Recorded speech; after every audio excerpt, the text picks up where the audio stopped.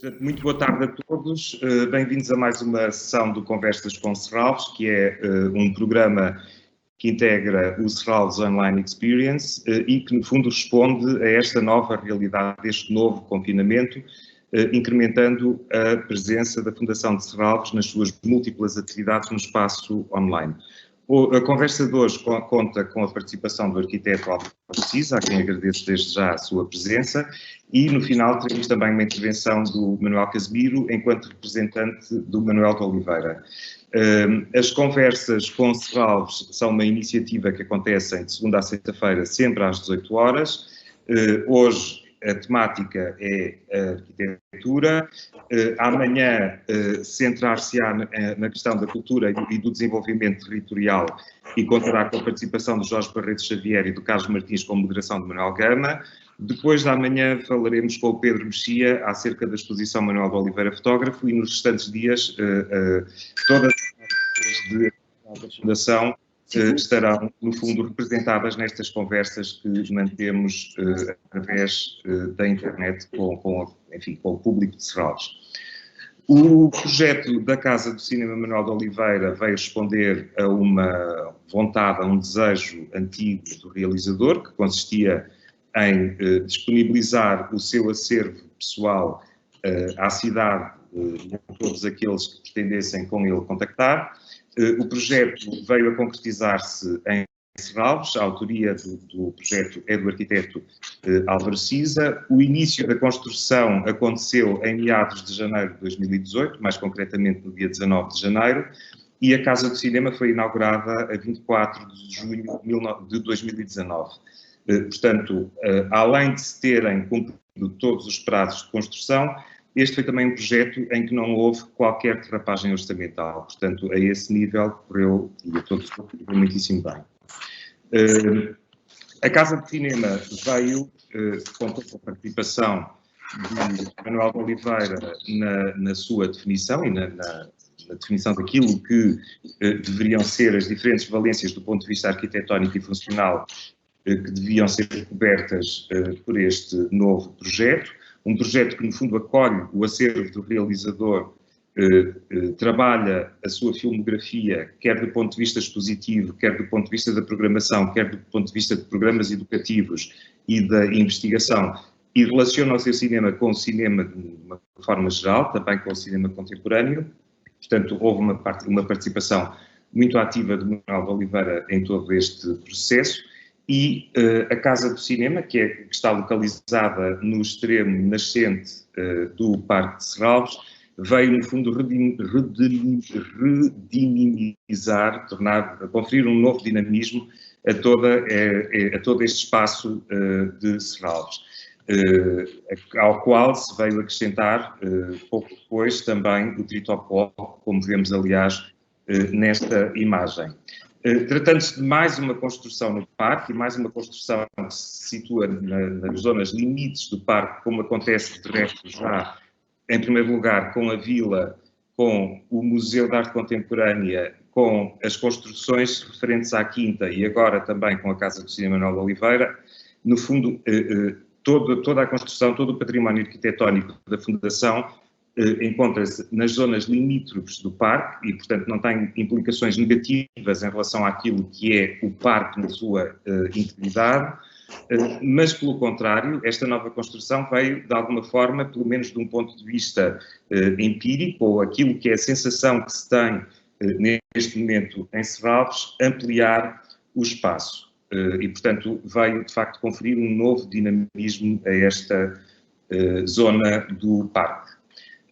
A Casa do Cinema Manuel de Oliveira foi instalada no edifício da antiga garagem do Ponte de Vizela, que já tinha tido uma intervenção do arquiteto Marcos da Silva no momento em que houve todo o trabalho de remodelação da vila, portanto da Casa Cor-de-Rosa, e a seguir a isso houve de facto esta intervenção do arquiteto Álvaro Cisa, que reconfigurou e ampliou a Casa do Cinema para a adaptar a estas novas funções. E, portanto, agradecendo novamente ao arquiteto Álvaro Cisa por estar aqui hoje connosco e agradecendo a presença de todos, Eu gostaria de começar por lhe perguntar qual é que foi, de facto, a participação do Manuel de Oliveira em todo este processo. É uma pergunta? É uma pergunta. Sim. Boa tarde, antes de mais. A participação do Manuel de Oliveira começa pela sua presença no processo, porque era uma presença inesquecível. A imagem que eu tenho dele é de vitalidade permanente, amor à vida e entusiasmo. De maneira que teve seguramente influência no ambiente durante a execução do projeto, sobretudo na primeira parte do próprio projeto.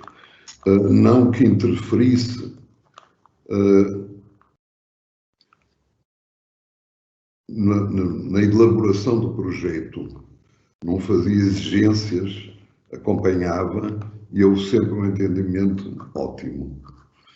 E gozamos sempre desse seu entusiasmo em relação ao projeto, que para Serralves tem também, em relação ao jardim, ao conjunto de Serralves, é importante a construção, a realização deste arquivo Manuel Oliveira, não só para a coleção, mas também para o ambiente do jardim. Vemos aqui na planta geral que há uma entrada principal, era a entrada principal da casa e do jardim, abrindo para Gomes da Costa, onde vai ter uma rotunda, que se vê aí no centro, e essa rotunda liga a um eixo transversal. Quando se construiu o museu, foi para o topo desse eixo, o novo museu, aí onde havia uma horta que tinha sido antes um pomar. Era uma zona acrescentada ao projeto geral do jardim, que começou por ser um pomar e que foi depois, já durante a discussão do projeto, adaptado antes da sua realização a horta. Mas aí, desde o início, estava pensado fazer a construção do museu. De modo que no topo desse eixo transversal está um museu. O topo oposto, onde está agora, onde estão os arquivos de Manuel Oliveira, era uma zona morta. As zonas onde estava a antiga garagem. As zonas mortas também têm importância num jardim, mas esta era morta demais e, portanto, criou uma espécie de simetria a partir da entrada principal, que parte do museu e do acesso, que é o acesso que mais funciona ao museu, e que está ligado a uma derivação do tal acesso pela porta principal, historicamente, e convergem esses dois acessos no pátio entre o anfiteatro e o museu propriamente dito. Faltava, no lado oposto, um remate para este eixo transversal. E isso foi dado com a decisão, surgiu com a decisão de utilizar a garagem e uma ampliação que era necessária para o programa e, portanto, há agora uma simetria perfeita no acesso ao museu. A ampliação que foi feita foi recuperada a garagem e a parte em segundo piso que existia já, portanto, foi uma recuperação integral com algumas modificações no resto do chão que dizem respeito, por razões funcionais, mas não só, a uma série de aberturas laterais que existiam e que não eram necessárias, eram inconvenientes para a utilização programada, que era galeria de exposição. Portanto, uma parte dessas janelas foram retiradas para ter um interior com a superfície necessária de paredes e com uma iluminação equilibrada e não com luz a bater nos olhos. Começou no início discutiu-se o que fazer com a garagem, porque havia alguns rumores de que seria da autoria, ou pelo menos com uma intervenção profunda de Marcos da Silva, mas não. Aliás, o historiador consultado, então, confirmou que não havia nenhuma referência a ser este um projeto de Marcos da Silva. No entanto, a decisão foi de manter o espírito dessa construção por uma razão mesmo de leitura da história do jardim.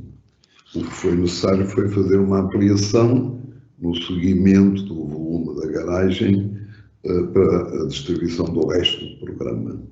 Portanto, na garagem está, no resto do chão, essa sala de exposição, um acesso e recepção, e no andar de cima, gabinetes e, sob a estrutura da cobertura, uma exposição permanente, ou pelo menos mantendo sempre a mesma característica estudada pelo António Preto e que se baseia em ecrãs onde são projetados fragmentos de filmes do Manuel de Oliveira. Julgo que continua assim já e não vou há algum tempo, mas António Preto mantém-se. Mantém-se e vamos já a seguir ver imagens da exposição permanente. E, portanto, o arquiteto dizia, há o edifício pré-existente, a antiga garagem do Conde de Vizela, mais a casa do motorista, e a seguir houve, de facto, a construção de um segundo corpo, que no fundo está no alinhamento e no prolongamento do edifício existente, e que vemos aqui ainda em construção, e no fundo, quais é que foram as principais condicionantes impostas pelo edifício existente? O edifício existente, esta fachada, que abre para um acesso privativo, que era o acesso da garagem, praticamente mantém-se a arquitetura, há pormenores de otimização dos pormenores, mantém-se as esquadrias em madeira, em termos de cor também se mantém sensivelmente, e no interior há, portanto, a recepção, e vemos aqui um corredor que dá acesso à tal galeria de exposição. Ascensor, claro, a escada foi recuperada, mas foi mantida a escada como era, e depois há os gabinetes necessários no piso superior e esta sala de exposição, então. E, portanto, aqui estamos já a ver imagens da construção do prolongamento do edifício, portanto, o corpo novo, onde se situa o auditório, salas de serviço educativo e o acervo, não é? Exatamente. E em paralelo ao muro, e na sequência, na continuidade do edifício antigo, sendo a separação feita, ou a transição feita, com a manutenção de uma pérgola interessante, uma pérgola em ferro, com uma trepadeira, e portanto tudo isso se mantém. Isto é, houve a preocupação não de continuar com a mesma arquitetura. Este edifício é concebido por inteiro, mas manter, quer em volume, quer em materiais, uma certa continuidade. Esse, por exemplo, e também uma permanência, uma conservação. Por exemplo, a garagem continua a ser coberta com telha, mas a nova construção é feita com uma cobertura também inclinada, duas águas, mas em zinco. Portanto, há esta espécie de transição entre uma construção totalmente artesanal e uma construção contemporânea, onde não são utilizados certos elementos, como o trabalho do granito trabalhado, que é muito interessante na frente da garagem. Portanto, aqui vemos perfeitamente esse alinhamento de que o arquiteto falava e, de facto, a cobertura em telha no edifício pré-existente e a cobertura de zinco no novo edifício. E depois há um aspecto que, no meu entender, é de facto muito marcante neste projeto, e que é a sua integração no parque. Portanto, aqui temos, aliás, uma das perspectivas do acesso à Casa do Cinema através do parque, mas o que é muito, muito, muito significativo neste projeto, como aliás já acontece também no Museu de Arte Contemporânea, é que o edifício de alguma forma se oculta, é um edifício discreto, que se oculta por trás da vegetação, do parque, como vemos aliás aqui nestas fotografias, mas que ao mesmo tempo, quando olhamos a partir do interior, nomeadamente das salas de serviço educativo, temos um ecrã que nos permite mergulhar em absoluto naquilo que é a paisagem envolvente e que é a prestação envolvente da Casa de Cinema, como aliás se vê, por exemplo, nesta imagem que é um postal de Serralves que publicamos hoje, é uma fotografia de um visitante, onde se percebe perfeitamente essa relação com o exterior que se tem a partir do edifício. Portanto, houve também, na Casa de Cinema, essa preocupação de integrar o edifício perfeitamente e da forma mais harmoniosa possível, não apenas com aquilo que é o património construído da Fundação de Serralves, mas também com aquilo que é a arquitetura, isto é, a vegetação, não é? Sim, as duas vantagens que houve nesta decisão de recuperar a garagem e prolongá-la é que não só se completa essa simetria que referi em relação a um eixo transversal, como a parte do jardim adjacente que estava praticamente escondida, não é? Agora participa do que é um percurso que será naturalmente prolongado. Portanto, da mesma forma que a partir do museu há um acesso à sequência do jardim com a parte de mata, com o seu lago romântico e depois a parte agrícola, portanto, isso liga ao museu e de resto liga havendo um desnível com uma escadaria que essa sim parece ter sido desenhada pelo próprio Marcos da Silva. Então, no topo oposto desse eixo transversal, haverá, e está iniciado, outro caminho com a mesma sequência, mata, parte agrícola, e que depois liga ao que mencionei antes. E, portanto, há todo um circuito completo que acaba por ocupar, em termos de movimentos e de fruição, todo o conjunto do jardim, prolongando o que já existia e era, evidentemente, desejo do projetista e do dono do jardim, que é um percurso com diversos episódios. Casa principal, jardim formal, mata, parte agrícola. Tudo isso é rodeado por esse circuito que se completa do outro lado com o acesso ao museu. Portanto, acho que foi um benefício grande em relação à integridade do jardim.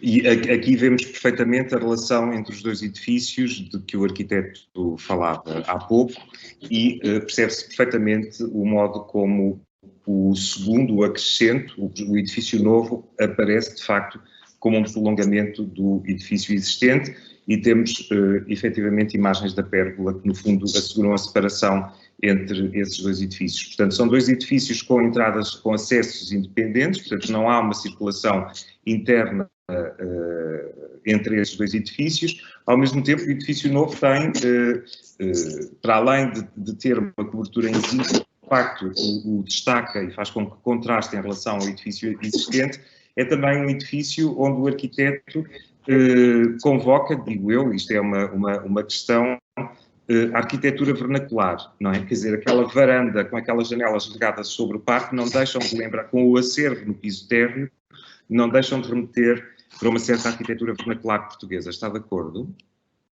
Sim, sim. O que me interessa particularmente na arquitetura vernacular é, falando de um modo geral, a sua qualidade. É a arquitetura de qualidade. portanto, muito indicativa quando se trata de fazer uma ampliação ou uma sequência. Este projeto foi um projeto, eu costumo dizer, um projeto feliz, porque ele assenta numa estrutura geral, a estrutura do jardim, e junta um pequeno elemento que é a garagem, de uma forma, é tão clara, são tão claros os indicativos dados por essa estrutura, por esse pequeno edifício, que o projeto vem com muita naturalidade. Não foi um projeto de sofrimento, não é? E que teve também para correr bem, como acho que correu, o interesse, o entusiasmo da própria Fundação e de quem a dirige, como também uma relação muito boa com o António Preto, que tratava do conteúdo de uma forma especial, não é? E tudo isto sob a égide do Manuel Oliveira.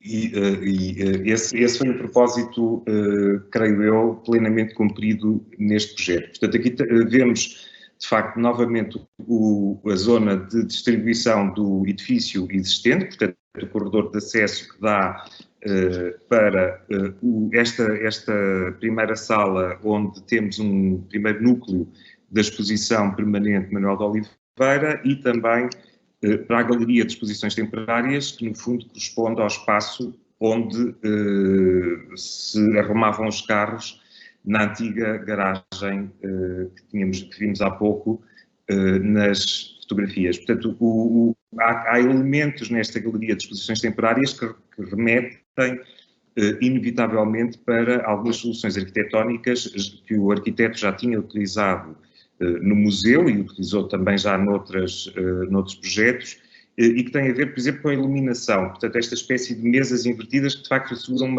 uma distribuição absolutamente uniforme da luz através da Galeria de Exposições.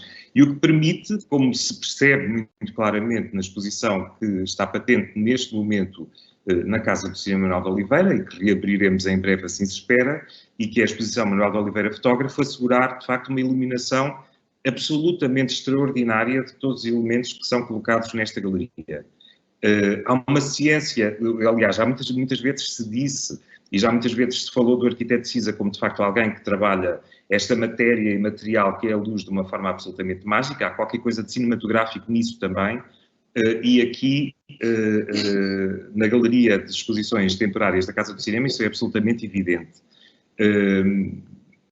Por outro lado, há paredes móveis, no fundo os portões da garagem foram mantidos, eles estão ocultos por trás destas paredes móveis e, portanto, o espaço pode, de alguma forma, readquirir a sua configuração, mais ou menos, por assim dizer, original.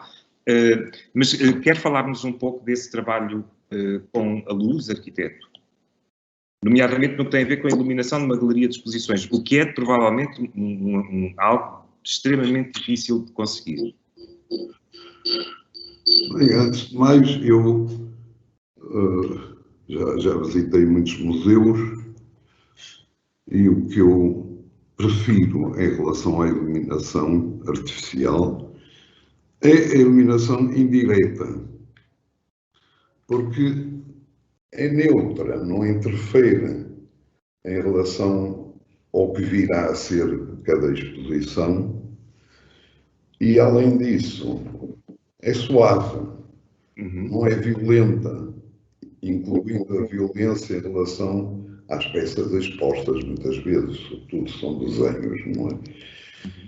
E, portanto, eu sempre que posso, a iluminação que eu uso, acho que já me estou a repetir demais, mas pronto, se continuo a concordar, esta iluminação geral, não gosto, devo dizer, de projetores.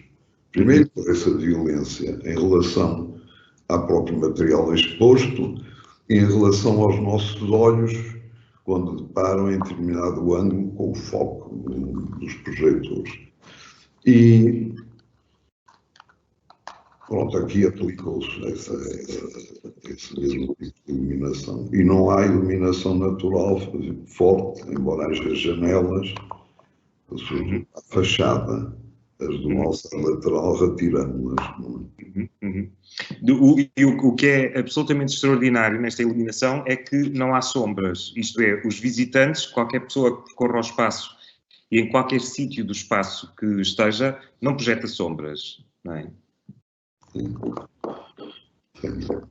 É claro, os critérios evoluem no tempo e conforme as pessoas. Há, por exemplo, curadores que, usando a iluminação natural, preferem não uma iluminação neutra, sempre igual, mas gostam de que durante o dia, durante as visitas, mude a iluminação, inclusive haja horas em que é mais sombria ou até em que projeta sombras. Portanto, é uma divisão diferente, mais viva em termos de ligação à natureza, menos artificial em relação ao museu. Enfim, há sempre e eu muitas vezes penso nisso e também o pratico, quando é possível. Quer uma iluminação, quer a outra, resulta do diálogo com o curador ou com o diretor do museu. Portanto, há opiniões diferentes e há sempre que conseguir um equilíbrio entre o que o projetista pretende realizar e qual é o tom que quem é responsável pelo museu pretende dar, a atmosfera que pretende dar. E a missão do arquiteto é exatamente estar atento a essas variações de opinião, de conceito e segui-las sem prejuízo de debater os assuntos com abertura, quando há abertura, não é? Do ponto de vista do programa arquitetónico, um dos aspectos que, aliás, se requeria para esta sala de exposições era precisamente a sua versatilidade. Portanto, nós estamos a ver lá aqui com uma exposição de fotografia e na sua apresentação white box, por assim dizer, mas também pode transformar-se numa sala de projeção de imagens em movimento com som. Portanto, há todo um trabalho de isolamento acústico que foi também pensado especificamente para este espaço e que de facto permite uma grande versatilidade na configuração da galeria para poder acolher diferentes tipos de exposição e diferentes objetos a ser apresentados. É um dos aspectos da versatilidade que se exige no museu, porque o museu vai organizando sucessivas exposições e, portanto, tem que haver uma grande abertura, tem que ser muito flexível o espaço.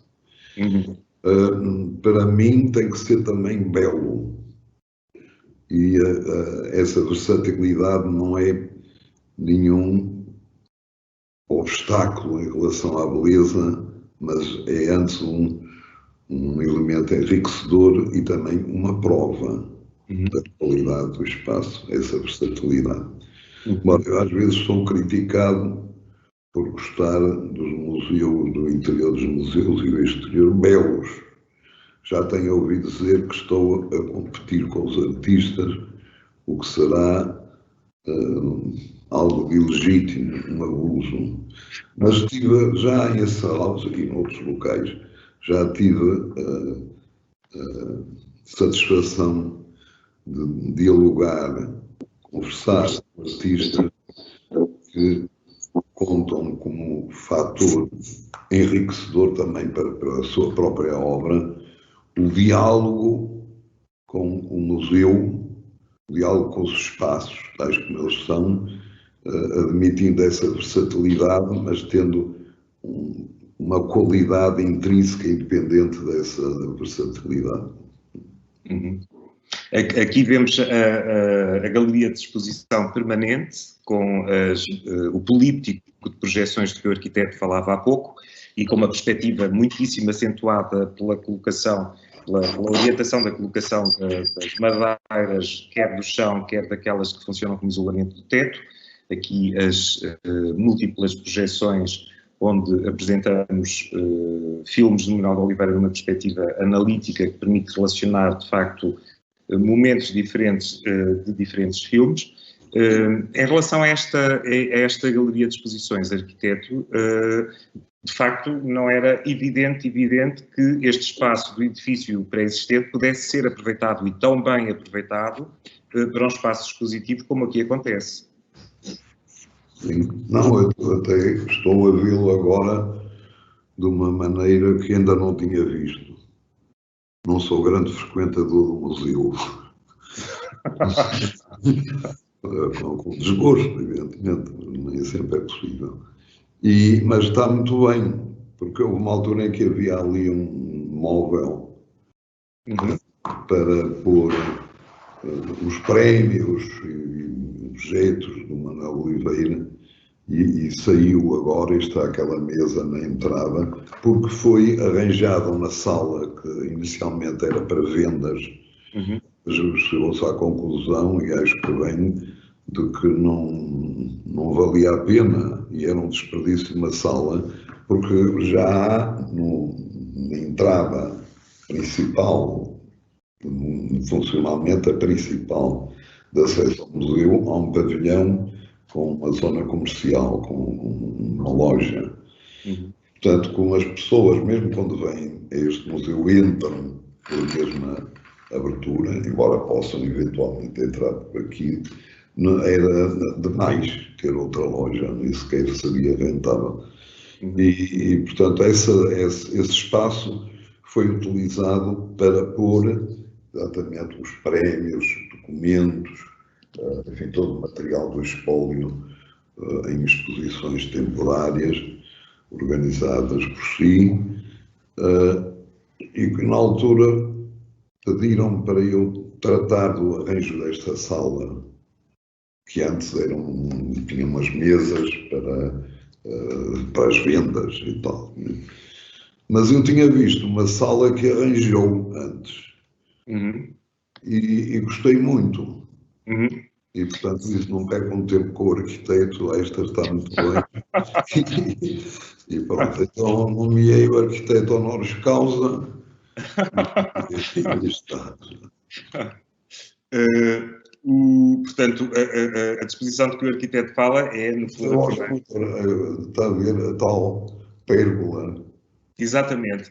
Para as construções, e que é muito interessante, já lá estava, não é? Exatamente. E, portanto, essa pré-existência, quer da garagem, por um lado, já falámos sobre isso, quer do património natural na envolvente daquilo que era a antiga garagem, foram determinantes neste projeto, e aqui percebe-se muitíssimo bem que, inclusivamente, esta pérgola, de que o arquiteto uma vez me disse, não sem alguma graça, que era o aspecto do projeto que preferia, era precisamente esta pérgola, precisamente por não ter tido nenhuma intervenção, ela ditou precisamente a relação espacial entre os dois edifícios, entre a garagem e o novo edifício, porque a pérgola mantém-se absolutamente intacta. Sim, sim, sim. Eu já lhe agradeci à pérgola.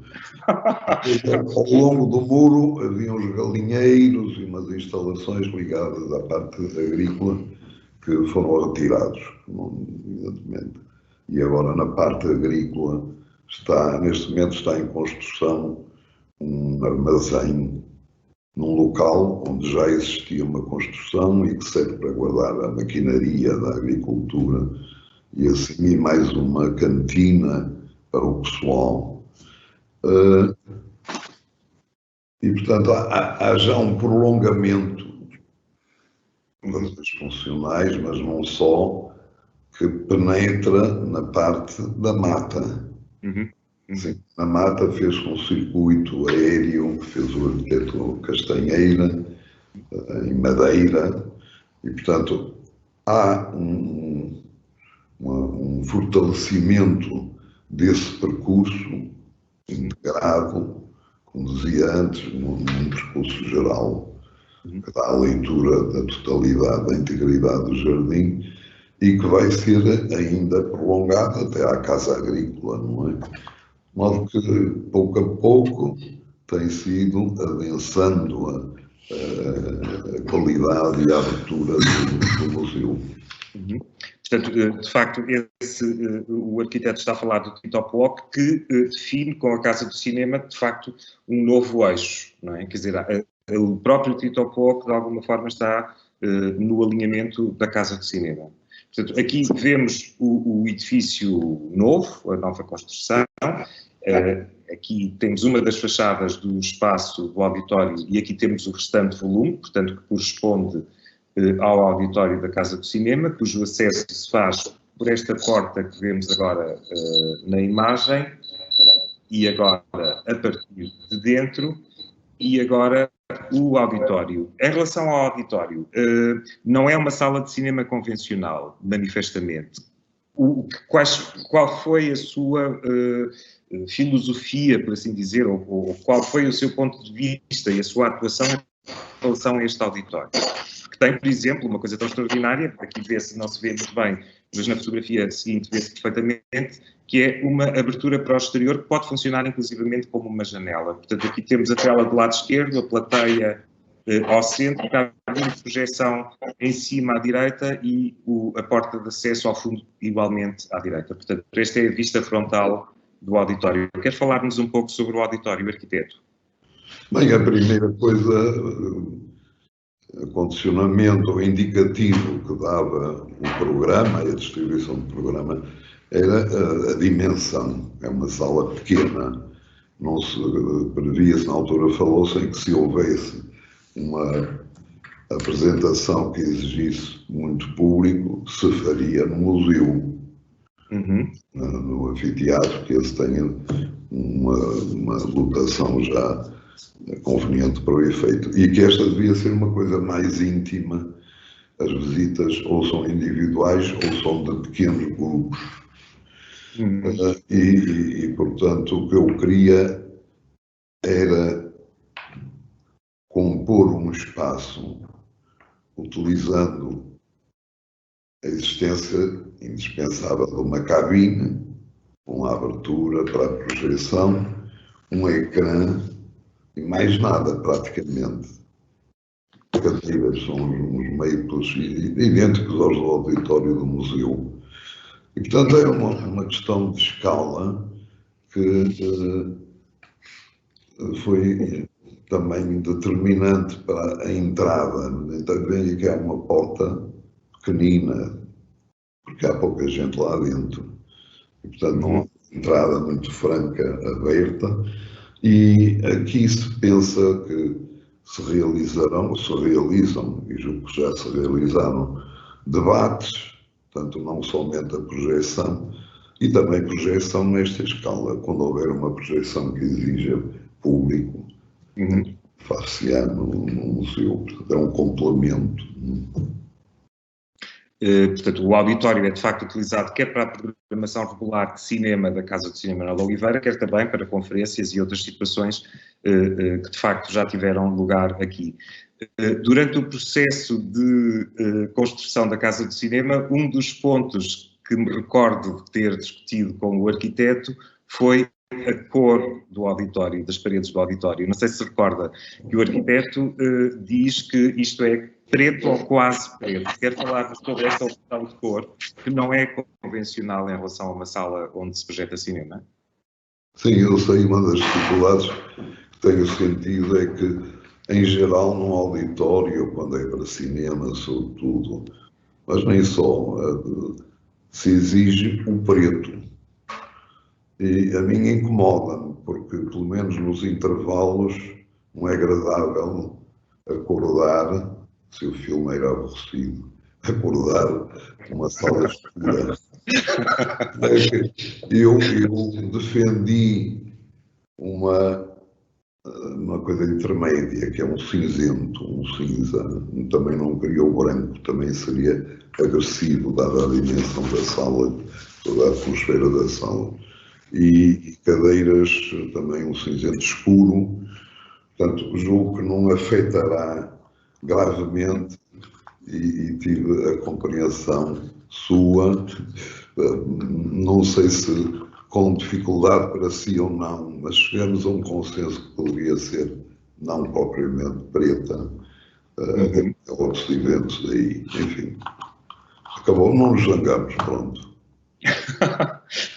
O que no fundo esta sala proporciona é uma relação diferente com o ir ao cinema, não é? Quer dizer, há toda uma escola, toda uma linha de pensamento relativamente àquilo que é uma sala de cinema que passa pela anulação do espaço, e o limite disso são uma série de experiências, por exemplo, o Peter Kubelka, o Absolute Cinema, no Anthology Film Archives em Nova Iorque, que passa precisamente pela anulação da sala e pelo isolamento do espectador. O espectador fica sozinho diante da projeção, diante das imagens, e num espaço que pretende anular-se como espaço, e aquilo que o arquiteto faz nesta sala da Casa do Cinema é algo que está mais próximo daquilo que era uma espécie de neoprimitivismo, isto é, o que era uma sala de cinema na origem, um sítio que não se anula enquanto espaço e onde o espectador tem consciência de si próprio como espectador. E isso é muito interessante, de facto, no auditório da Casa do Cinema, como já o é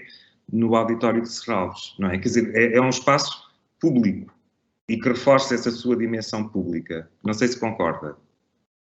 Não, muito satisfeito com esse ponto de vista, em que confesso que não estava consciente quando defendi a Porto Presidente, mas agora que ele diz, eu acho que sim, talvez inconscientemente eu tivesse também essa ideia latente, mas realmente não foi isso. Em relação à cor nos auditórios e nos teatros também, há muita coisa que vem da história e de histórias. Por exemplo, eu lembro-me que quando falava com o Cummings, foi o acústico, um grande acústico do auditório de Serralves, ele me contar, eu acho que queria pintar de um verde seco a sala, e ele disse-me, nem pensar. E eu disse, mas porquê? Tal, não gosta? Eu disse, não, é que não sei quando, no ano não sei quê, há um ator ou uma atriz muito conhecidos que morreu dentro de uma performance numa sala pintada de verde.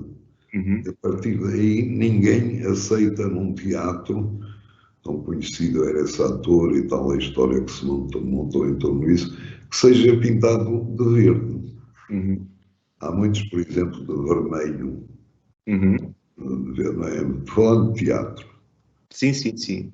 E aqui, mas talvez inconscientemente, não sei, se calhar lembro-me do tempo em que nos cinemas havia intervalo, era um ato social, não é?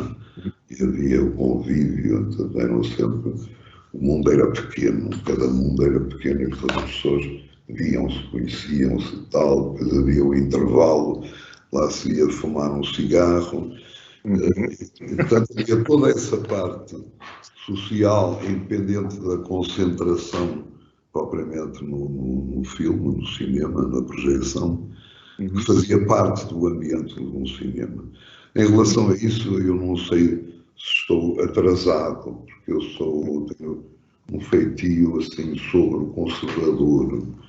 O passado é uma forma não muito maligna de conservadorismo. Não sei se por isso estou atrasado, simplesmente, e um dia, pronto, tenho a chancela de atrasado e tenho que mudar de vida, mas já não tenho muito tempo para mudar de opiniões. Não faça isso. Estou adiantado e haverá uma evolução, nunca saberíamos noutro sentido, a relação entre conservadorismo e futurismo é um pouco ambígua, não é? No meio da história tem muitos episódios. Aqui não há nada de conservadorismo e, aliás, o despojamento desta sala é só aparente. Estamos a falar de uma sala com projeção DCP, Estamos a falar com uma sala equipada com som 5.1, o que quer dizer que, de facto, há colunas que envolvem toda a zona da plateia, colunas essas que estão ocultas no espaço. Portanto, por trás, literalmente, desta aparente simplicidade, há, de facto, toda uma infraestrutura técnica, enfim, futurista, como o arquiteto dizia, e condições acústicas que são absolutamente extraordinárias e que fazem, de facto, desta sala um espaço muito especial. Portanto, aqui temos a saída do auditório e à direita as escadas que dão acesso a um dos elementos mais icónicos do novo edifício, que é esta extraordinária varanda de que falávamos há pouco a propósito da relação com a arquitetura vernacular, portanto, a recuperar de uma tradição da arquitetura portuguesa em alguns contextos rurais, que é a célebre varanda com zonas de estábulo, etc., no piso térreo. Aqui há um diálogo com esse aspecto, mas há também esta perspectiva extremamente acentuada que cria uma galeria que tem qualquer coisa de cinematográfico, sobretudo quando vista a partir do interior, mas também um lado etéreo, quer dizer, nesta imagem isso é claramente visível e se estivermos de facto no espaço essa sensação mantém-se, que é de qualquer coisa de irreal, de espectral, não é? Porque os vidros das janelas reproduzem, do lado esquerdo neste caso, aquilo que é a paisagem envolvente do edifício e ao mesmo tempo esta perspectiva profundamente marcada. Não sei se quer falar sobre esta varanda, arquiteto. Sim, com um jardim em frente desta qualidade, com várias espécies, um jardim belíssimo, estava um pouco esquecido lá no extremo. Eu tinha que ser um pé absoluto para não fazer uma boa varanda. Uhum. Tomei muito cuidado e alto lá. E, enfim, estava lá, a necessidade desta varanda estava no terreno. Uhum. Em termos de arquitetura, em geral, tudo está do diálogo entre o que está dentro e o que está fora. E aqui era evidente essa vantagem. Sim, como eu dizia há pouco, o edifício é camuflado pela vegetação quando visto de fora, e vamos voltar a ver já a partir de dentro que aquilo que acontece é precisamente o contrário. Portanto, aqui temos o ponto de vista do lado oposto em relação à mesma varanda, e agora vamos aceder a este primeiro piso do edifício novo, construído no prolongamento da antiga garagem, e aqui temos a zona da copa. Esta é, para mim, uma das zonas mais complexas em termos de relação de volumes, de formas, planos inclinados, onde, por outro lado, há a repetição de um aspecto que me parece ser um tema em todo o projeto da Casa do Cinema, e que é esta relação entre as duas águas de um telhado, por assim dizer, tradicional, que aqui é evocado, já está presente na Galeria de Exposição Permanente, e vamos reencontrá-lo a seguir nos dois espaços do serviço educativo. Portanto, estou a referir-me, aqui estamos ainda na zona de distribuição deste novo edifício, e aqui temos as salas do serviço educativo, onde esta forma é repetida e, de alguma forma, sublinhada. Quer falar sobre esta dimensão do edifício, sobre esta relação com estas duas arestas, as duas águas do telhado profundamente marcadas em toda a construção, arquiteto? É natural que este reflexo do que é a casa antiga com o teto de duas águas seria evidente como necessidade no exterior. No interior poderia haver um teto suspenso. Mas parece um auditório, aliás, não é? Exato, mas aqui com as condições que tinha de altura recomendáveis, era aconselhável, largamente aconselhável, utilizar o vão do telhado para ter um espaço mais respirável. De maneira que, mais do que a intenção de repercutir o teto no interior, no teto da garagem, foi mais um aspecto de respiro, de ar, não é? De pé direito. Agora, mencionou aí coisa, bom, não pensei especialmente noutra coisa, nem pensei muito na repercussão em relação à cobertura da garagem. Mas falou aí de uma coisa, por exemplo, é que eu nunca pensei. Mas sabe que, falando de arquitetura, desde que uma pessoa se concentre, consegue introduzir muitas coisas em que nem sequer pensa. São coisas que estão no subconsciente e que aparecem em apoio à medida que uma pessoa se concentra sem objetivo pré-estabelecido, mas vai aparecendo. Uma coisa que falou foi, e que é realmente muito, muito interessante, quando vi a fotografia da varanda, é o reflexo do jardim no vidro. É um episódio muito especial em que eu realmente nunca pensei. Pensei muito mais na transparência, na vista para fora, mas estas coisas acontecem quando é assim. Eu costumo dizer, foi Deus. E, portanto, novamente, nas salas de serviço educativo temos iluminação indireta e temos, como o arquiteto dizia muito bem, uma relação absolutamente privilegiada com o jardim. Portanto, aqui vemos uma das janelas das duas salas. Há duas salas que são exatamente iguais.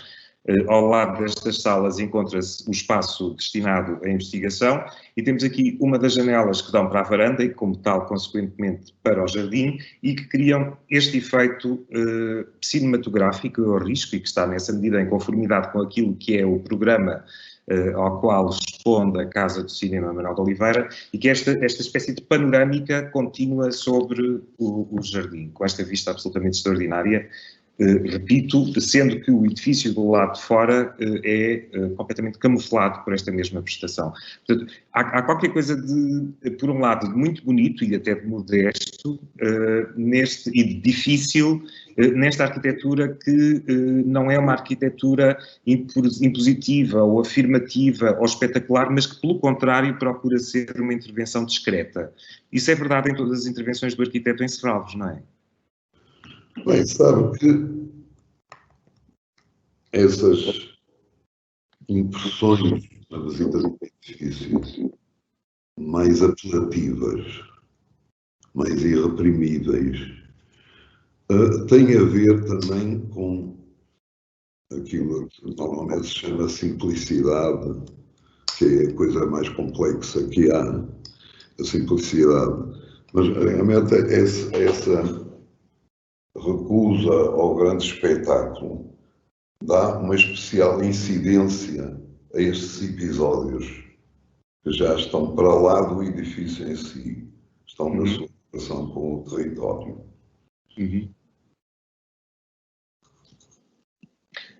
Mas, ao mesmo tempo, a simplicidade não impede, como aliás acontece na Casa do Cinema e acontece também no museu e acontece de uma maneira geral em todos os edifícios desenhados pelo arquiteto, que haja uma relação, por vezes extravagante, pelo menos a partir de alguns pontos de vista, entre volumes que, por sua vez, moldam a luz e a sombra que anima as fachadas dos edifícios. Aqui isso é muito evidente. E esta reentrância que vemos aqui nesta imagem, que dá acesso ao auditório e que se encontra no alinhamento das escadas que descem a partir desta varanda que vimos há pouco, é muitíssimo evidente. Não é? Há esta relação de volumes, que é uma relação inesperada e, ao mesmo tempo, molda todo este comportamento que vai mudando ao longo do dia e que vai mudando ao longo do tempo, ao longo do ano, que é esta relação entre luz e sombra. A luz e a sombra são dois elementos muito importantes na sua arquitetura, mais ainda porque há um privilégio, um predomínio, aqui, pelo menos em Serralves, do branco. Portanto, estamos a falar de luz e sombra permanentemente. Volumes, luz, sombra. Sim, é o complemento da luz. Estas penetrações ao longo do conjunto, tal como ampliado, é fundamental, porque senão nós tínhamos um corredor e uma serpente, não é? Um corredor estreito e uma serpente. É fundamental o aparecimento dessas penetrações. Uma é pérola, está na pérola, e outra está aqui. Esta penetração era muito importante como uma espécie de antecâmara na entrada de um edifício, uma parte do edifício, relativamente pequeno, com espaços não muito grandes, enfim, a largura do edifício não é muita e tal. Portanto, dá-lhe outra dimensão o facto de ser cortado com estas duas, neste caso, penetrações, alarga o edifício. Há uma grande extensão de muros paralelos. Aqui vemos de facto este bloco mais maciço que se encontra por baixo da varanda, que não tem qualquer tipo de abertura para esta fachada do edifício e que é o espaço onde se localiza o acervo, que de alguma forma funciona como um contrapeso em relação àquilo que o arquiteto acaba de dizer. Quer dizer, há de facto todos estes recortes entre volumes, quer em relação à pérgola, quer no que tem a ver com o acesso ao auditório, e depois há este bloco muito maciço por baixo da varanda onde está o acervo. Isto visto pelo lado do edifício. Sim, contrário.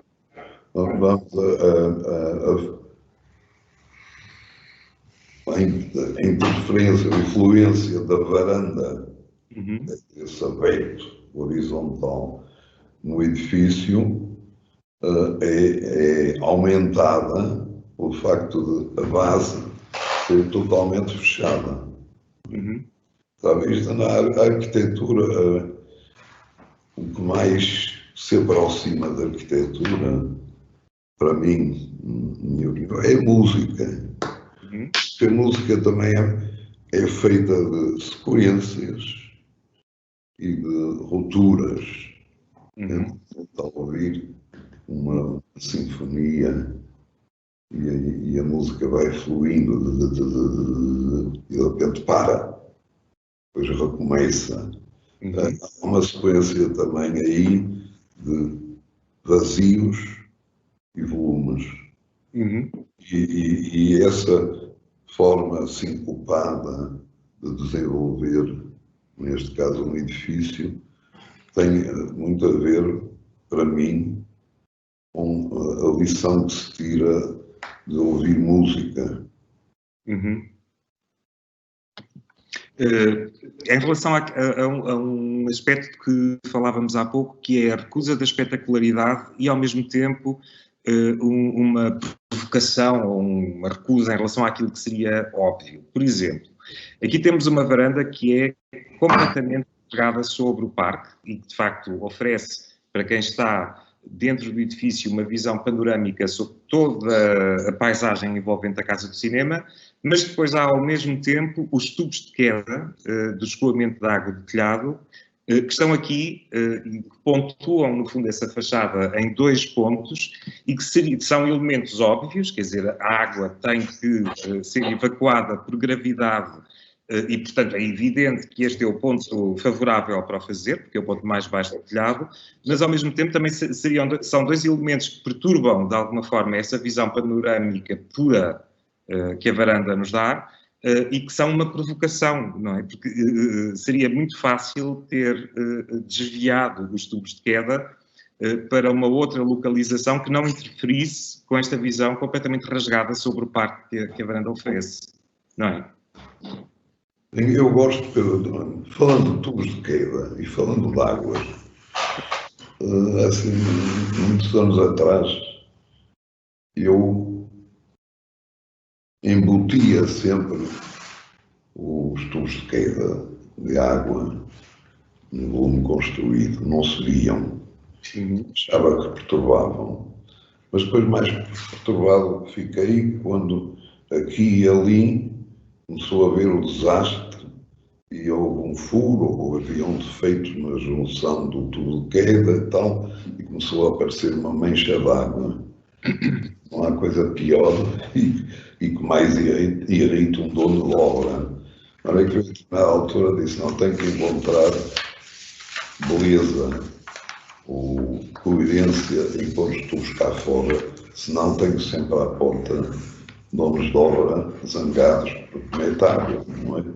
E não tenho a grandeza de alma que tinha o Frank Lloyd Wright, em que recebeu uma vez um telefonema furioso de um cliente a dizer-lhe que estava num jantar para que tinha convidado amigos e estava a chover sobre a sua cadeira, mas muito zangado. E Frank Lloyd Wright respondeu: eu tenho uma sugestão, mude o lugar da cadeira. Também toda a gente pode ter arrogância e decisão. Mas é que eu passei a buscar fora e tive que encontrar a maneira de eles serem um elemento enriquecedor do exterior do edifício e não um emplasto, não é?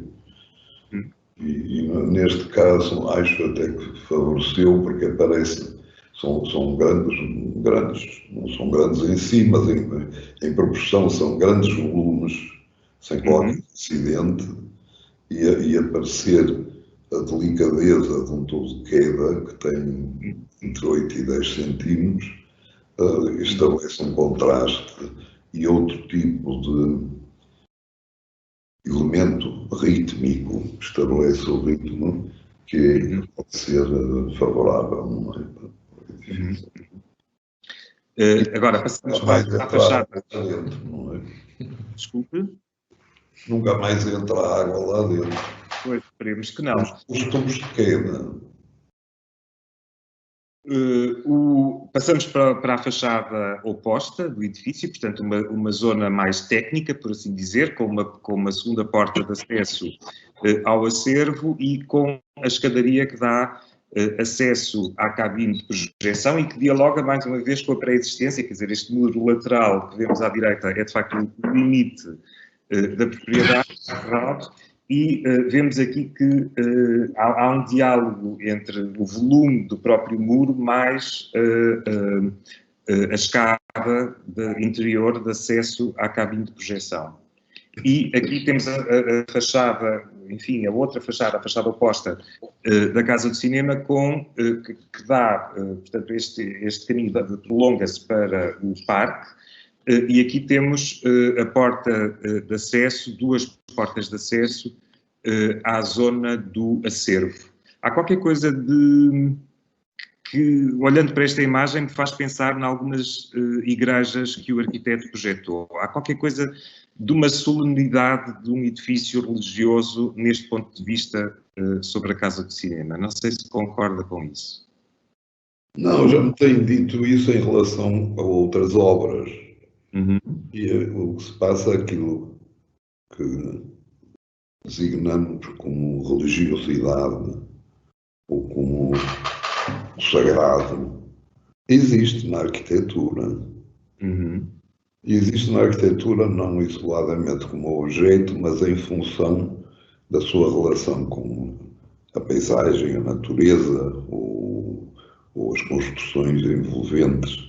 E neste caso havia uma certa solenidade com este longo espaço que existia já, só foi reforçado com os muretes e passado com a vegetação, claro.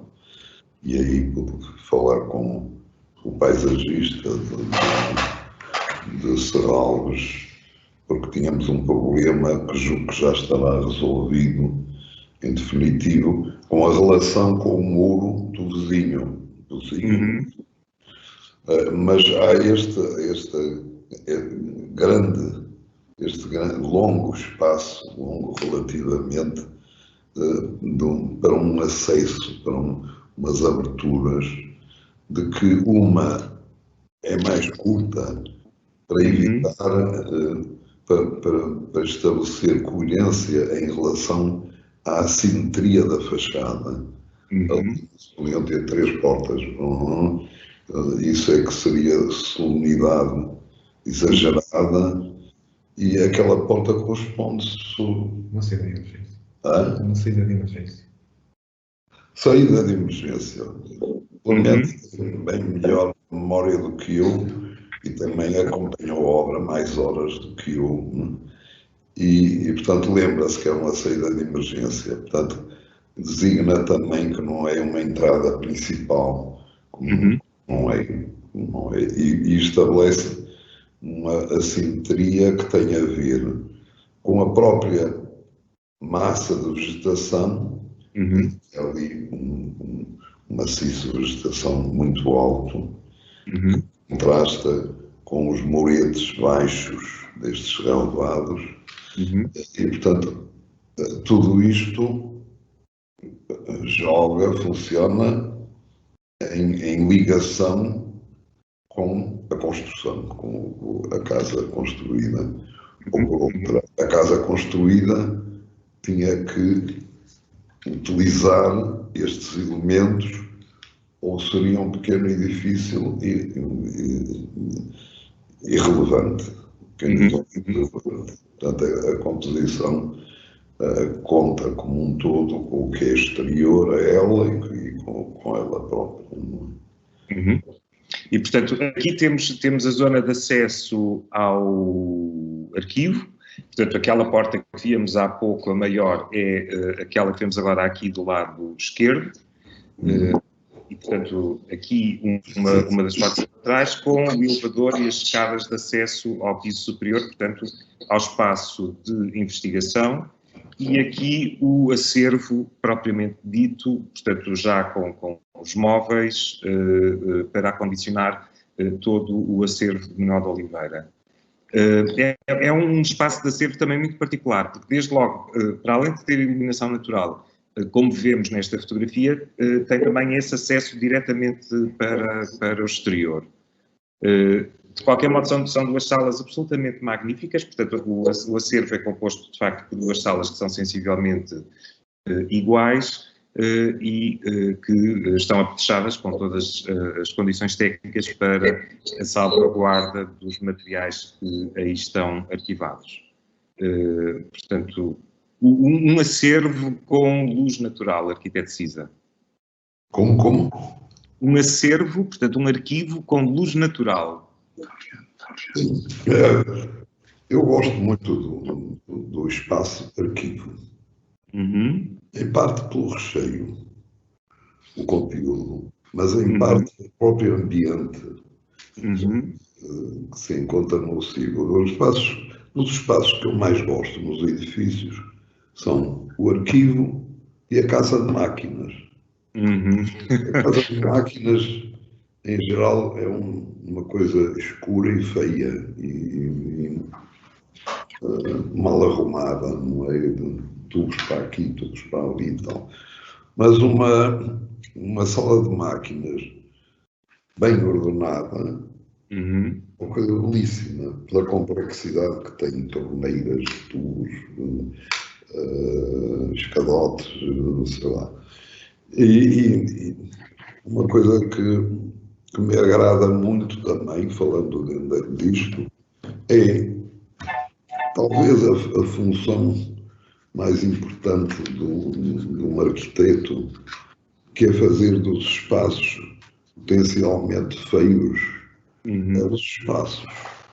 Isso disse-o Brunelleschi com toda a clareza e sabedoria quando construiu a escada lateral no Vaticano, que era um espaço abandonado, estreito, era uma mancha no Vaticano, e o Brunelleschi o convidaram para fazer ali o estudo de uma escada ao piso superior, um espaço tão estreito e tal. Ou ele próprio se terá empenhado em fazê-lo, porque ele, na sequência disso, é que exprimiu esta ideia que a coisa mais nobre no trabalho de um arquiteto é fazer do que é feio e escuro uma coisa clara e bela, e realmente aquela extraordinária escada em com tão pouco espaço. Mas qual é esta frase? Uhum. Isso é de facto notável nos edifícios do arquiteto Cisa e é um aspecto que é transversal a todas as obras que eu conheço, que é o facto de não haver, isto é, não há espaços que sejam secundários ou que sejam menos nobres do que os espaços ditos novos ou que o são à partida.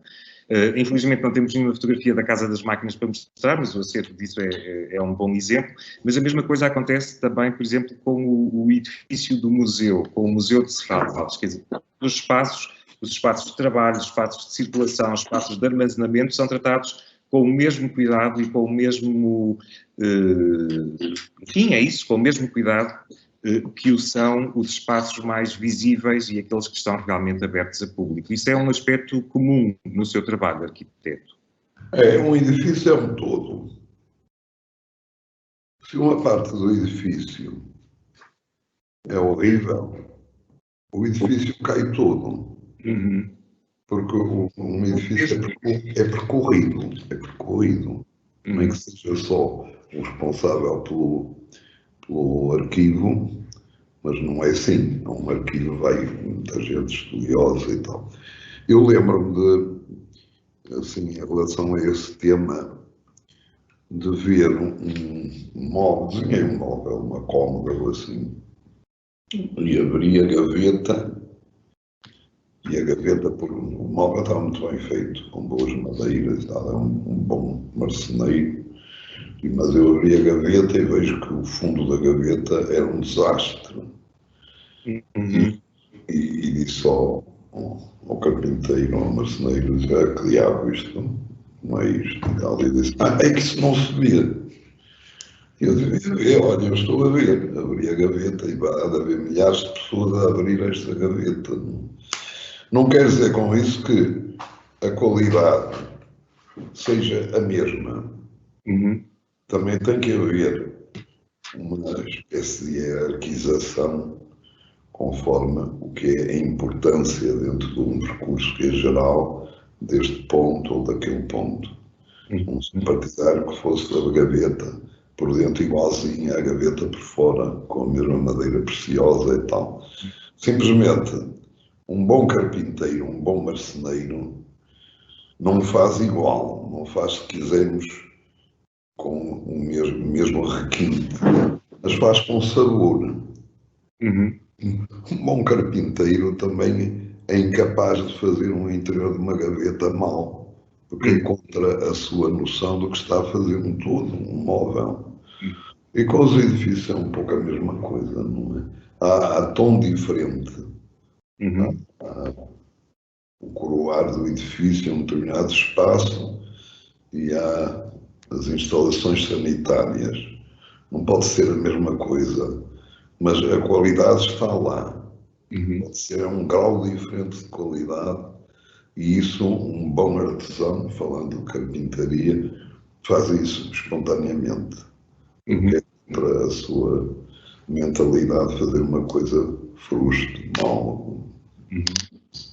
Isso de que fala tem a ver com uma enorme atenção aos pormenores construtivos, sei lá, o entalhe das pedras é sempre uma coisa extraordinária nas suas obras, ou aos pormenores formais. E as relações ou diálogos inesperados, como acontece, por exemplo, aqui, dois elementos que têm a ver com luz, um deles é uma abertura que permite o acesso da luz natural ao interior do edifício, o outro é um ponto de iluminação artificial. Os dois têm uma analogia formal, ou ainda este elemento que é uma claraboia que existe numa sala polivalente da Casa do Cinema e que é um olho que permite a entrada desta luz zenital neste espaço. Quer falar-nos um pouco sobre esta claraboia, que é de facto aqui a fotografia de facto não dá conta daquilo que é, enfim, este elemento arquitetónico, mas ainda assim desafiava o arquiteto Cisa para nos falar um pouco desta claraboia. Mas antes queria dizer uma coisa breve sobre o detalhe. O detalhe é de uma enorme importância e merece um estudo que só pode ser o adequado quando quem projeita tem na cabeça todo o edifício, com detalhe ou sem detalhe, porque é uma coisa difícil no detalhe. Não pode ser protagonista, com raríssimas exceções muito especiais. Um detalhe é preciso que não se note no detalhe. É um todo. Se ganha protagonismo, se é demasiado precioso, coisa que valha, o conjunto cai. O equilíbrio. Essa é a dificuldade do detalhe. Agora, em relação ao tempo, eu já não me lembro bem se houve algum acidente nisto, ou que me lembro é que, em determinada altura, ou eu ou o Clemente Menezes vimos isto, ou eu dei, já não me lembro, dei instruções ao Clemente, que se meteu lá dentro e com o construtor e compôs esta coisa. Eu tenho a ideia que o desfazamento que há aqui, uma elipse e uma circunferência, que eu dei como instrução e que já me interessava por isso, ouvi por acaso, não estaria terminada isso, ou se foi mesmo ideia do Clemente, isso é que não me lembro. A dificuldade é que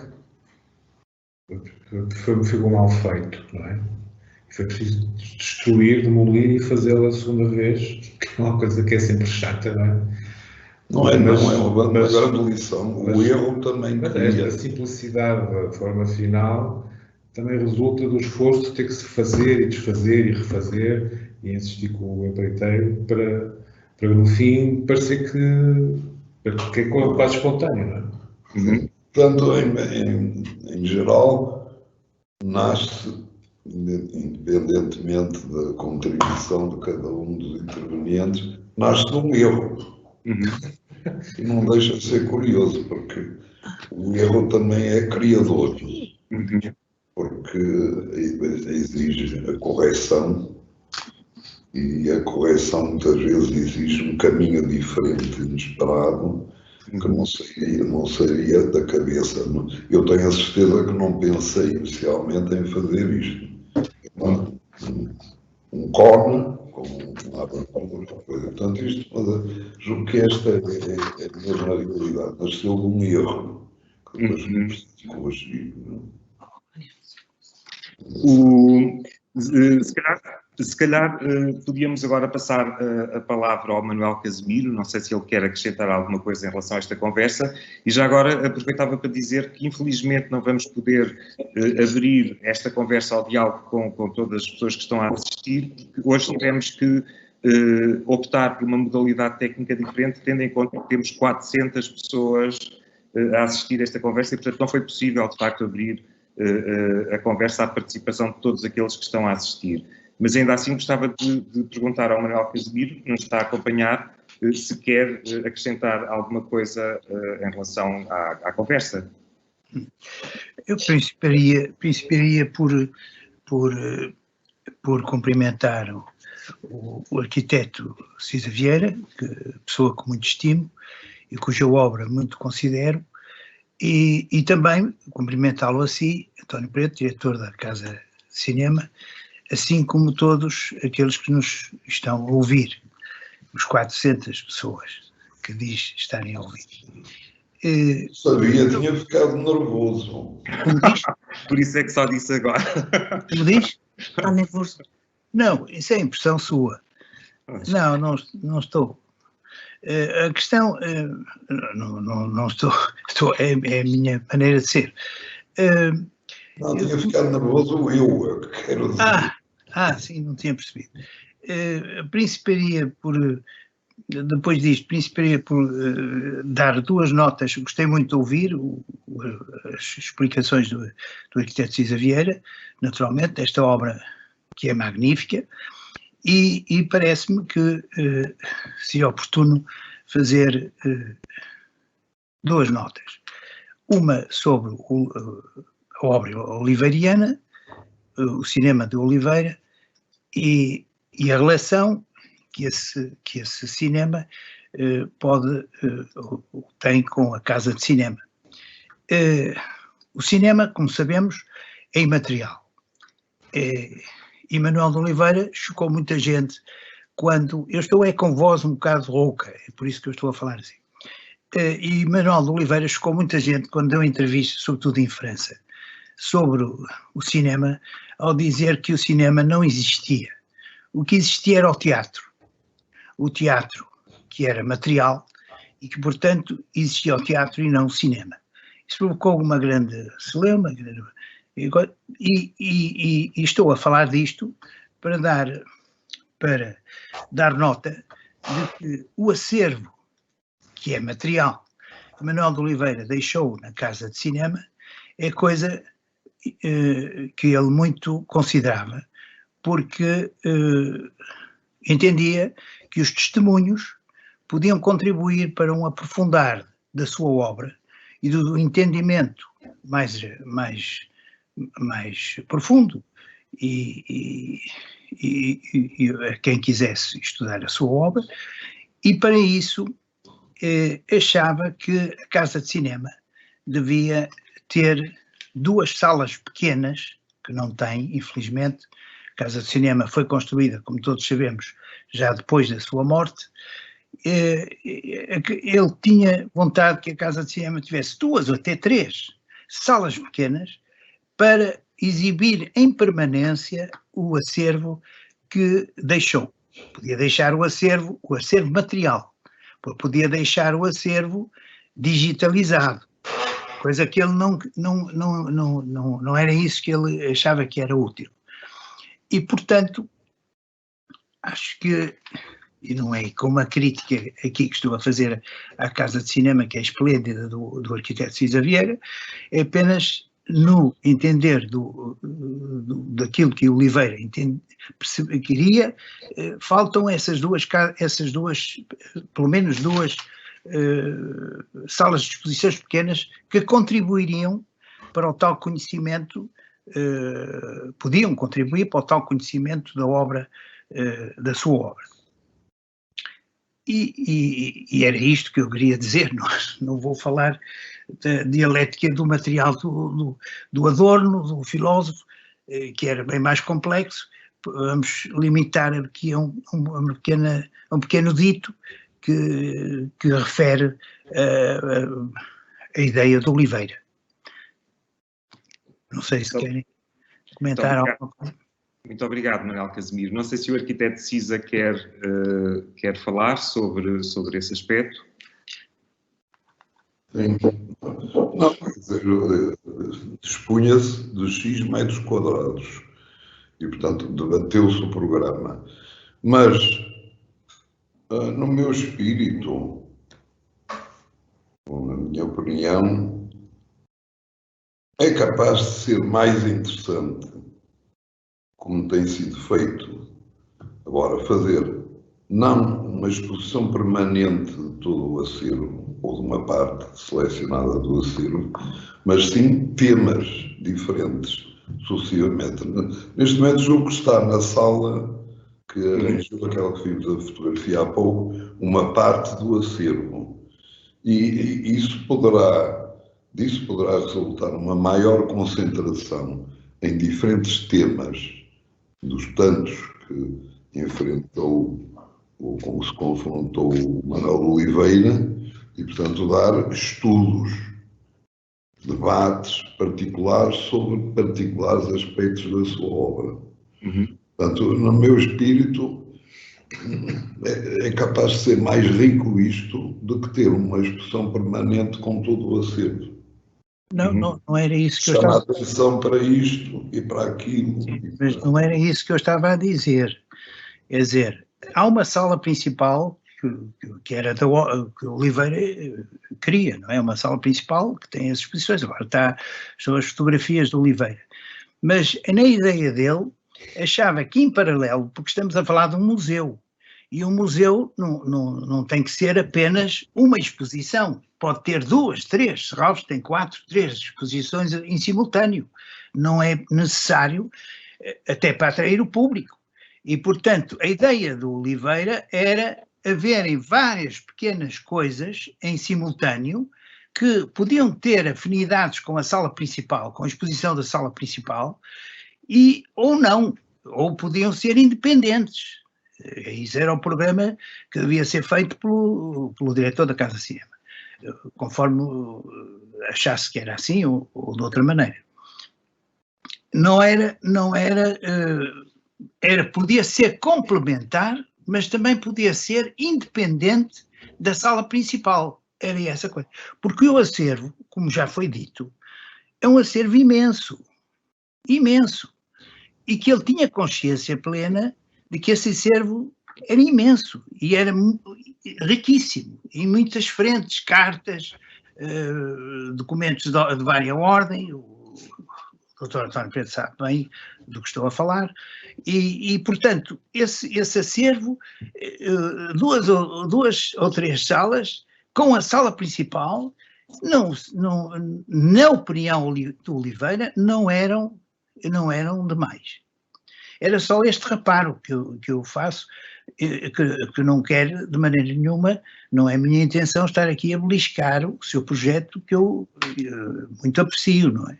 Não se trata disso, trata-se apenas de dar esta nota, que sei porque falei com o meu pai durante 30 anos sobre casas de cinema, e devo ter sido a única pessoa que falou 30 anos de casas de cinema. Estou com casas de cinema oliveirianas na cabeça, foram vários projetos.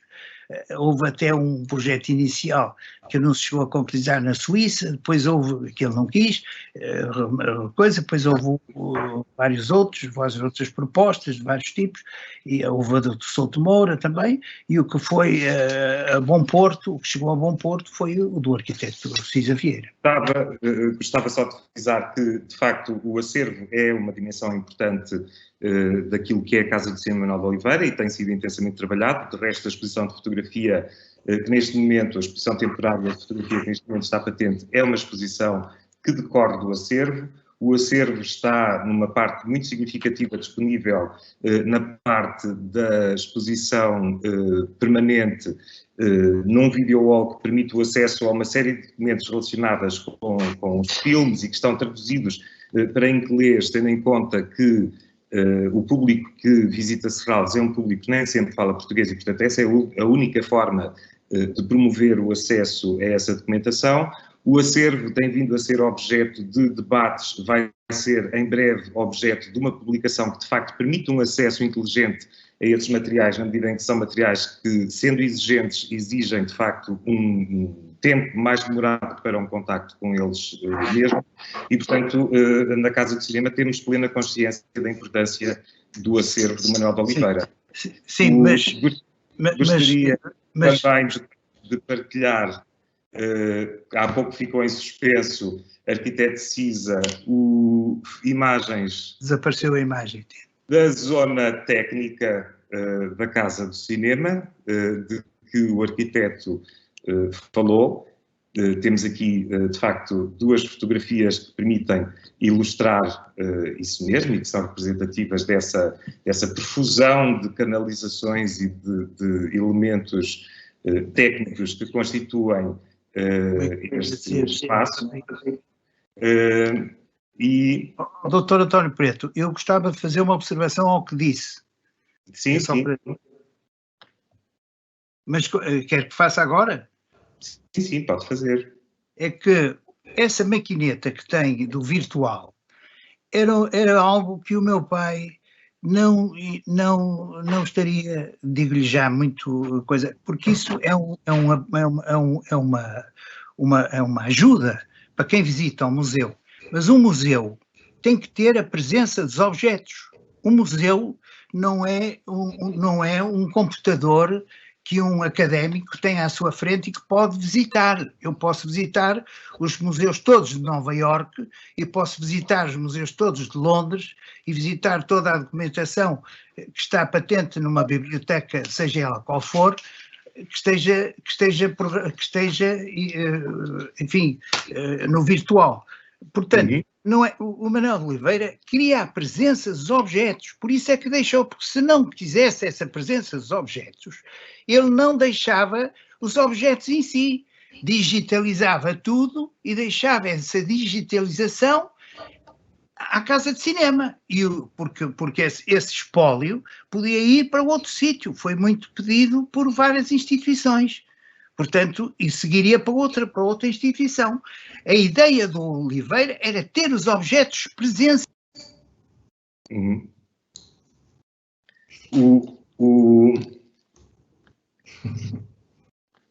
Acho que há um problema técnico.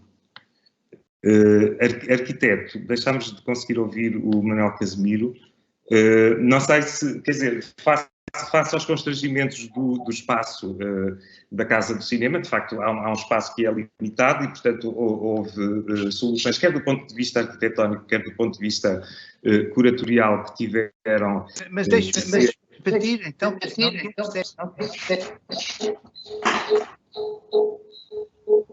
Há um problema. Manuel Casimiro, deixamos de o conseguir ouvir.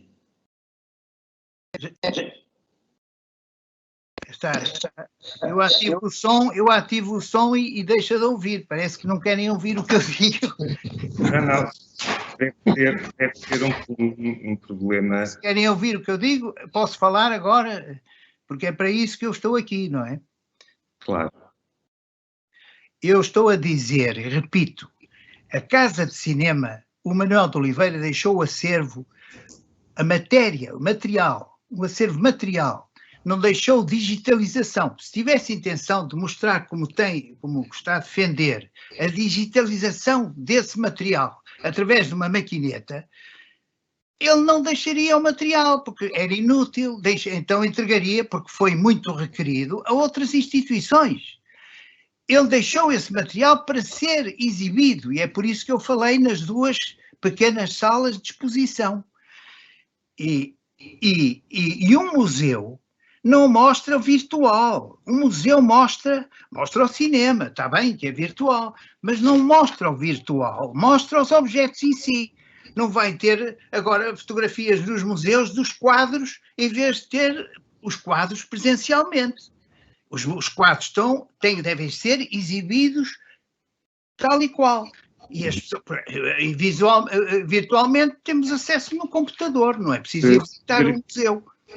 Eu recordo só, Manuel Casimiro, que esta conversa é uma conversa focada na arquitetura. Podemos, inclusivamente, agendar em breve uma conversa sobre questões que têm a ver com aquilo que é o programa museológico da Casa do Cinema.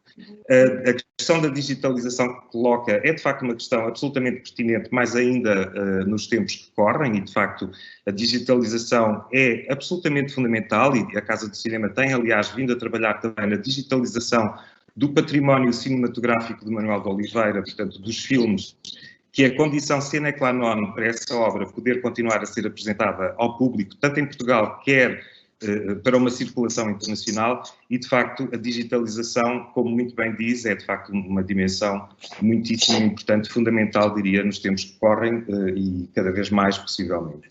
Em relação às questões da arquitetura, em relação às questões da arquitetura, não sei se o arquiteto Cisa quer acrescentar mais algum aspecto, é disso que estamos a falar aqui hoje.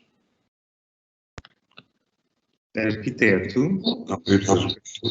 O levanta Manuel Casimiro é um problema a tratar no debate sobre a gestão do espaço disponível em função do espólio de Manuel Oliveira. Portanto, naturalmente que vai ser debatido e é todo o interesse que seja debatido.